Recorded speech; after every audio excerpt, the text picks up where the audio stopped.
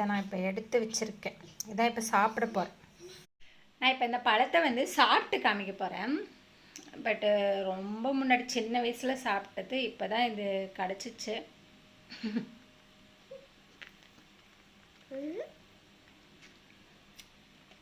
அதில் actually juice வரும். அதை கடிக்கும்போது அப்படியே ஜூஸ் வரும். நம்ம அதை அப்படியே குடிச்சிடணும்.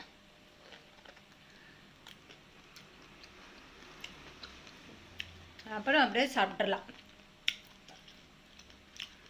கொஞ்சம் அப்படியே சாப்பிட்டு முழுங்கிடலாம்.